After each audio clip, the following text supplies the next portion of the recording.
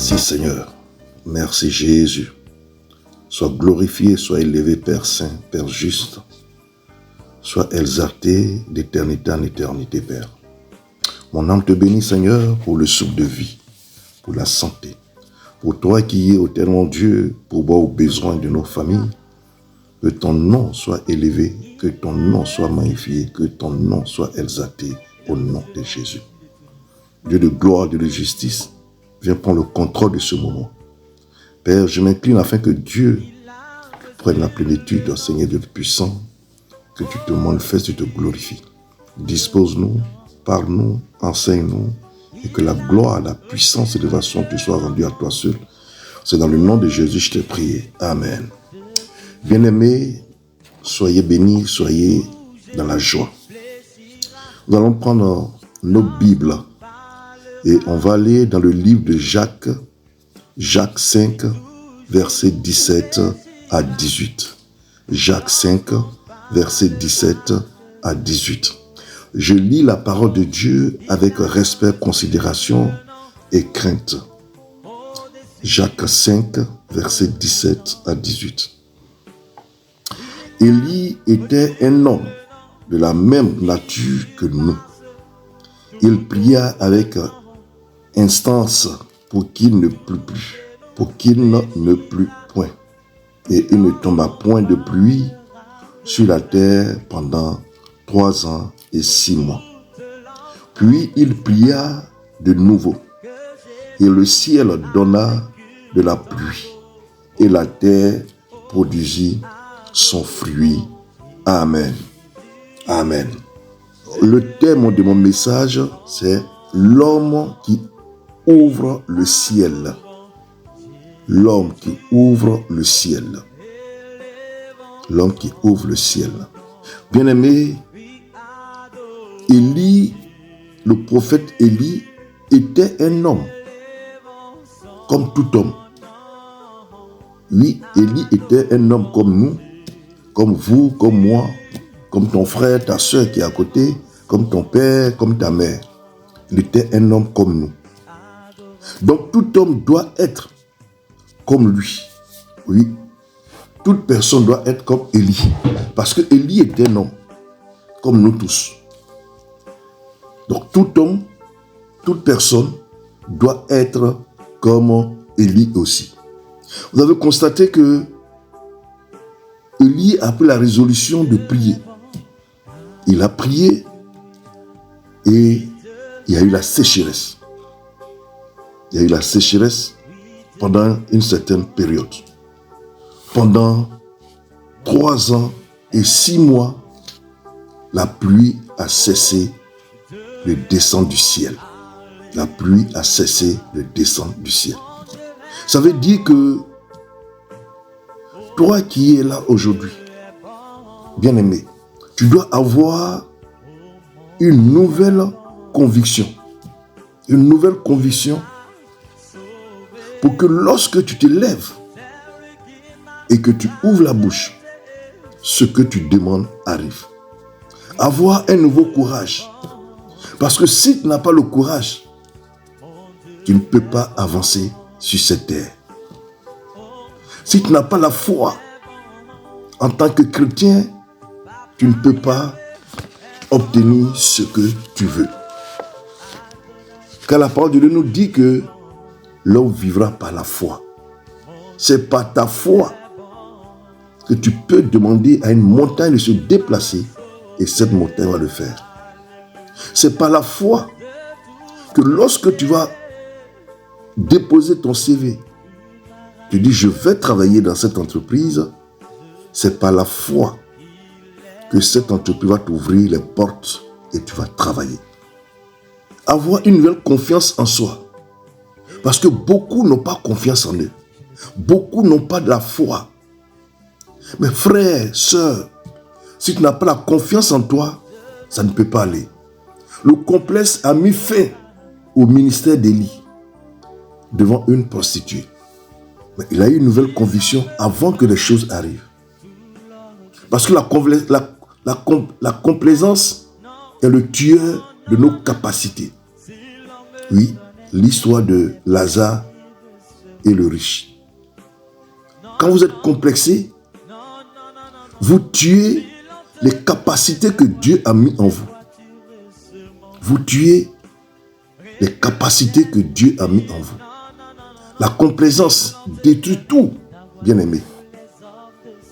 Mais pourquoi Élie, un homme comme toi, comme moi, a pu ouvrir la bouche et le ciel s'est fermé? Il n'y avait plus de pluie, il n'y avait plus rien du tout. Pendant 3 ans, 6 mois, il ne pleuvait plus. Il ne pleuvait plus du tout.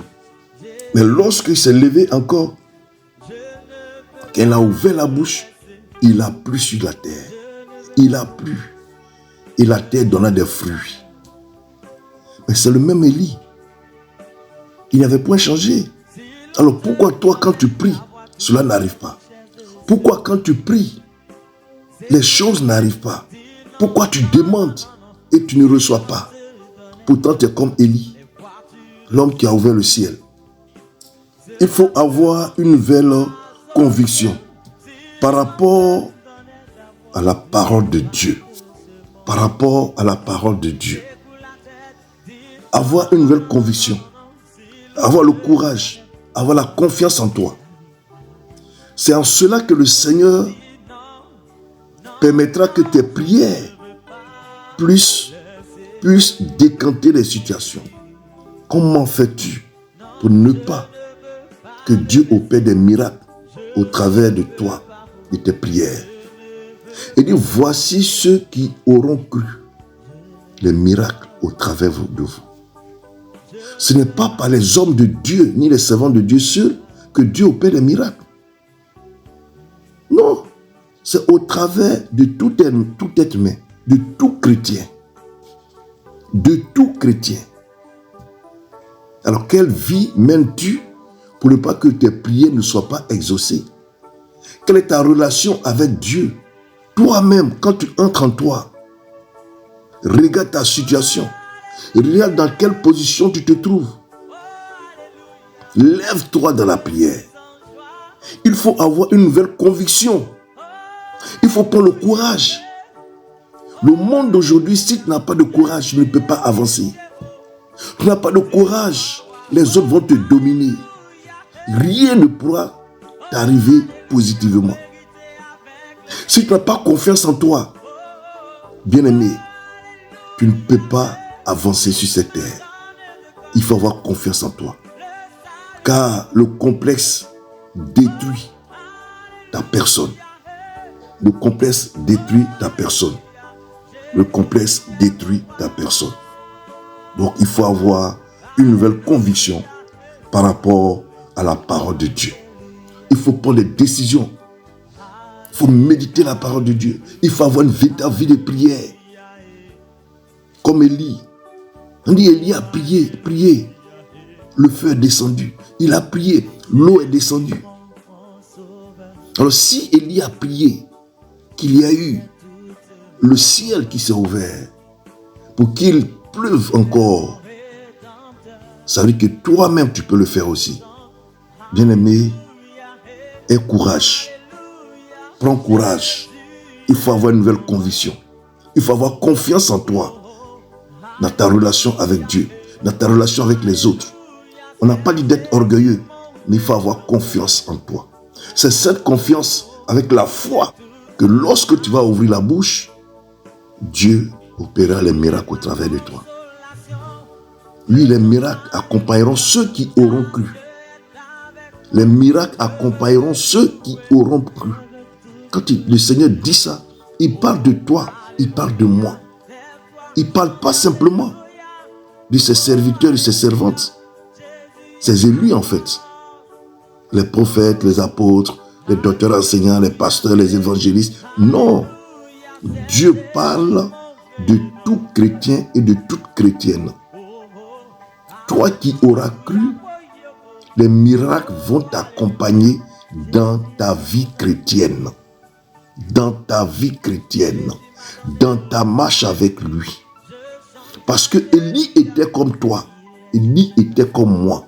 Mais par sa prière, il a ouvert le ciel. Non seulement il a d'abord fermé le ciel, Et ensuite, il a ouvert le ciel. Alors, si Élie a ouvert le ciel, c'est que toi aussi, tu peux ouvrir le ciel sur ta vie. Parce que tu es une source de bénédiction pour ta famille. Tu es la personne que le Seigneur a choisie, par qui Dieu veut bénir sa famille, son entourage. Mais que fais-tu pour que le Seigneur t'utilise? Que fais-tu pour que le Seigneur passe par toi pour bénir ton entourage? Ce n'est pas en vain que le Seigneur t'a choisi. Ce n'est pas en vain que tu es chrétien. Ce n'est pas en vain que tu es chrétienne. Lève-toi dans la prière. Il faut avoir une nouvelle conviction. Il faut avoir courage en toi. Prends courage. Aie confiance en toi. Il faut résister aux tentations et aux ruses du diable. Il faut résister aux tentations. Nous sommes beaucoup tentés par le diable, par les ruses du diable. Faites très attention. C'est ce que le Seigneur dit. Le lion rugit tout autour de nous. Vois qui va dévorer.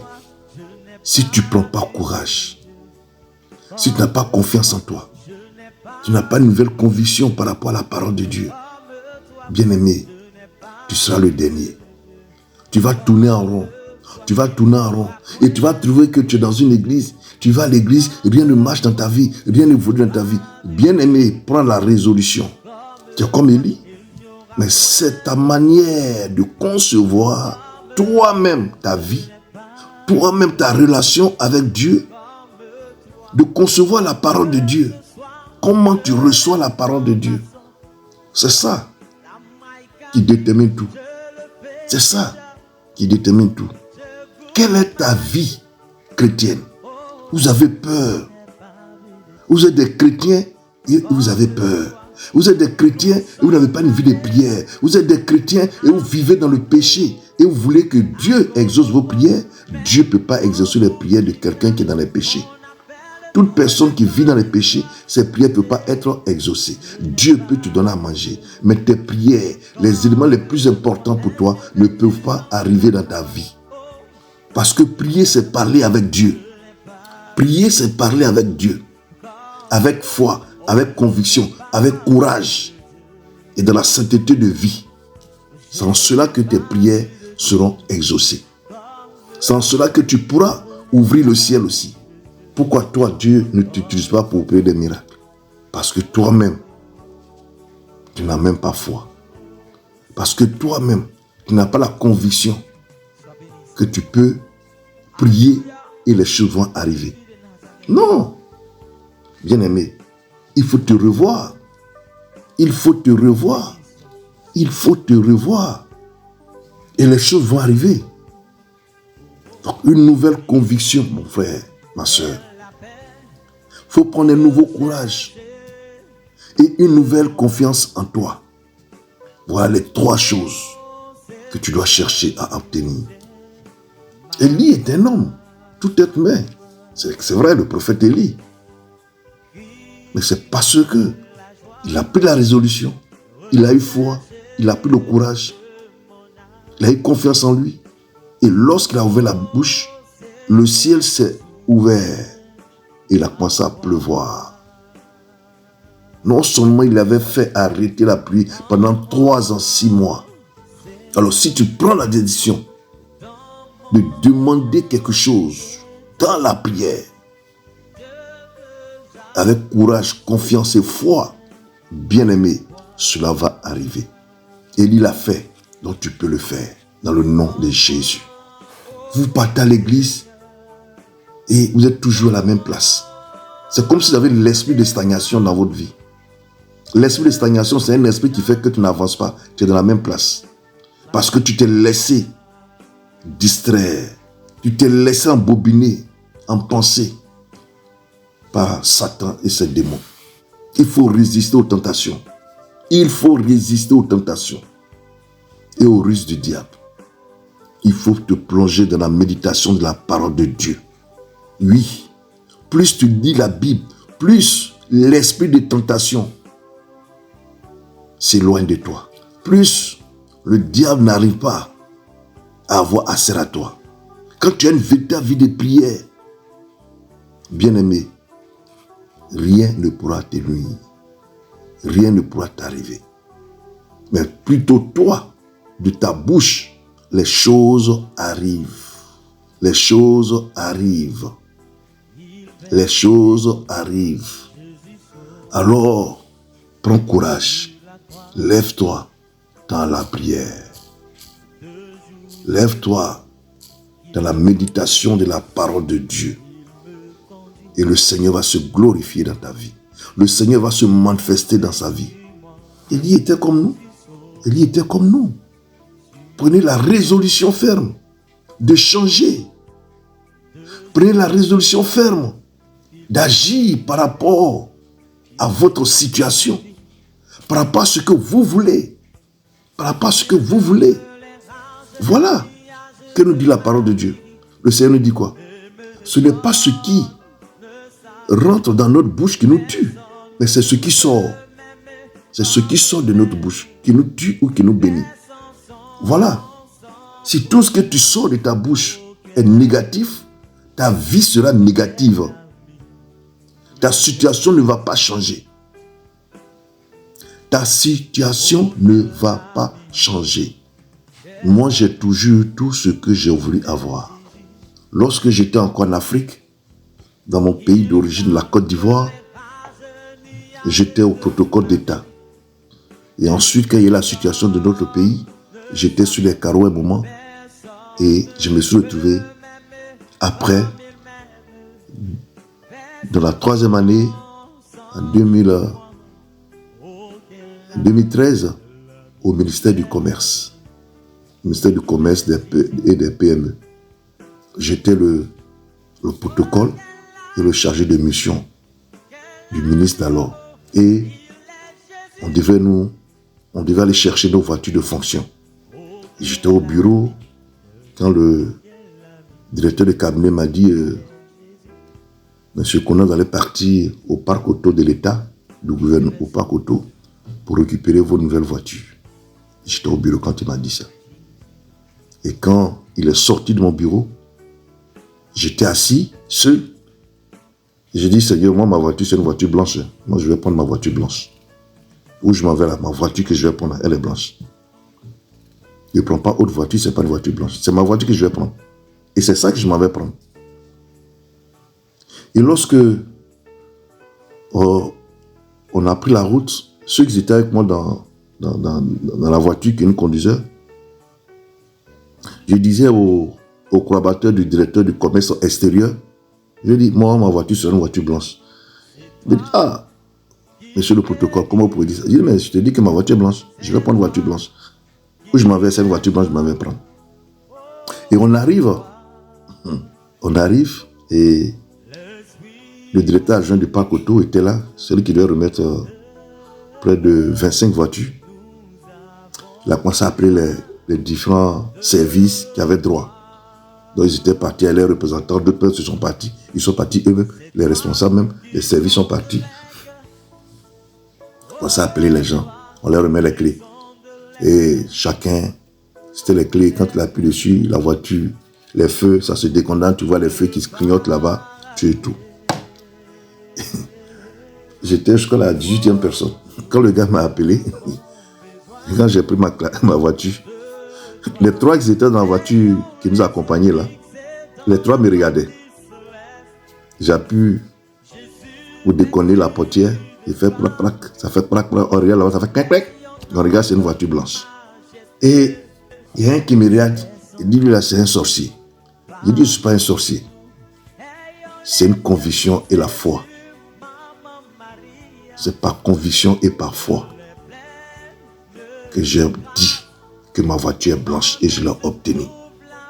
Est-ce que moi j'étais ici? Non. On est venus tous ensemble. Et depuis on est arrivé, je suis arrêté à côté. Je ne me suis pas occupé de quelqu'un. J'étais plutôt au téléphone avec le ministre qui me donne des instructions. Donc, voilà. Si cela m'arrive, ça veut dire que ça peut t'arriver aussi. Ça veut dire que toi aussi, tu es comme Élie, tu peux ouvrir le ciel. Tu peux dire et la chose arrive. Prenez courage. levez-vous. Ayez confiance en vous. Ayez une nouvelle conviction par rapport à la parole de Dieu, par rapport à votre relation avec Dieu. Et tout va arriver. Les miracles vont vous suivre. Vous allez étonner votre entourage. Vous allez impacter votre vie, la vie des autres. Parce que Dieu vous a choisi comme Élie. Parce qu'Élie était un homme comme tout être humain sur cette terre. Alors si Élie a ouvert le ciel, toi aussi tu peux ouvrir le ciel. Que Dieu vous bénisse. Que sa main soit sur vous. Soyez bénis. Alors, nouvelle conviction, courage, confiance en toi. Et avec la foi, tout arrivera dans ta vie. Que Dieu te bénisse.